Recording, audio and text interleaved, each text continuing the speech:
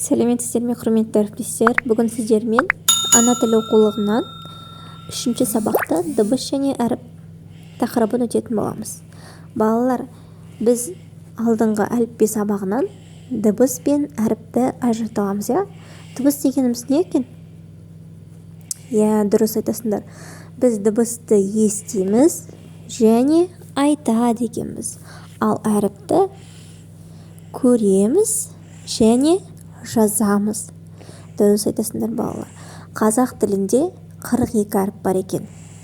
15 дауысты дыбыс, 27 дауыссыз дыбыс бар екен. Бүгінгі сабағымыздың мақсаты дыбыстардың дауысты және дауыссыз болатынын, дауысты дыбыстардың жуан және жіңішке болатынын, дыбыс түрлерін ажыратуды үйренетін боламыз. Ал енді олай болатын болса балалар, бірінші жаттығуға назар аударайық.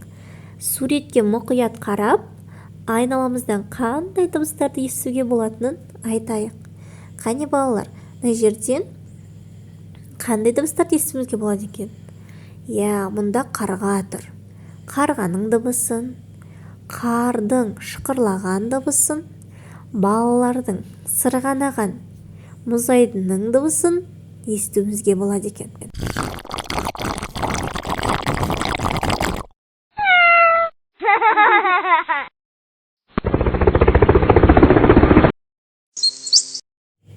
Балалар, қазір сендер ненің дыбысын естідіңдер? Дұрыс айтасыңдар. Ұшақтың дыбысын, судың дыбысын, баланың күлкісінің дыбысын және түрлі дыбыстарды ажыратуды үйрендіңдер, балалар.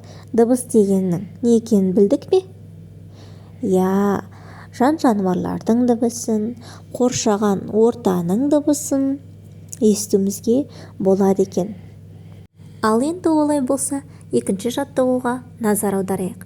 Мәтінді тыңда. Дыбыстар. Қоршаған ортада түрлі дыбыстар естіледі. Судың сылдырын, құстың сайрағанын, ұшақтың гүрілін естиміз. Ал тіл дыбыстары бұл дыбыстардан өзгеше. Тіл дыбыстары арқылы сөйлейміз, ойымызды жеткіземіз. Тіл дыбыстарының басқа дыбыстан өзгешелігі неде? Балалар, мен сендерге жаңа дыбыстар туралы түсіндіріп өттім, Ол судың дыбысы, желдің дыбысы, ұшақтың, көліктің дыбысын айтуымызға болады екен. Ал тіл дыбыстары дегеніміз, біз тіл дыбыстары арқылы сөйлей алады екенбіз және ойымызды жеткізе алады екенбіз. Мысалы, су сөзін алайықшы. Су сөзі дыбыстардан тұр, Су сөзі 2 дыбыстан, 1 дауысты, 1 дауыссыз дыбыстан тұр екен. Мысалы, біз су сөзін уыс деп айтуымызға бола ма екен? Жоқ, сөздердің, дыбыстардың орнын, әріптердің орнын ауыстырып айта алмаймыз. Ол кезде сөздің мағынасы болмайды екен. Тіл сөзінде алатын болсақ, тіл сөзі, мысалы, ол 2 мағынаны білдіреді. Біздің сөйлейтін тіліміз және адамның тілі. Ал бұл сөзді літ деп алатын болсақ, болмайды екен. Өйткені бұл сөзде ешқандай мағына жоқ. Балалар, біз енді дыбыс пен тіл дыбыстарын ажырата алады деген ойдамын.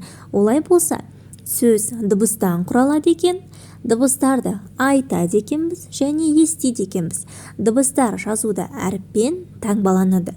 Әріптерді көреміз және жазамыз. Олай болса, 3-ші жаттығуға назар салайық.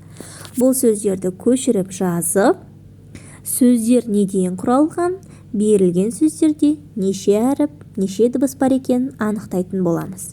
Мен сіздерге алдыңғы тұрған 3 сөзді талдап берген. Ай сөзі берілген сөзде неше әріп, неше дыбыс бар екен.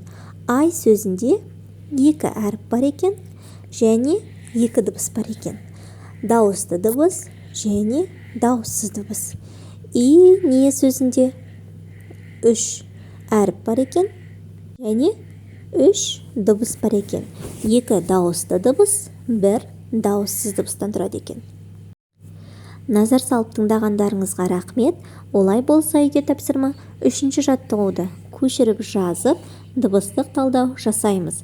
Дауысты дыбысты көк түспен, дауыссыз дыбысты қызыл түспен. Сөздердің астын сызып ажыратамыз.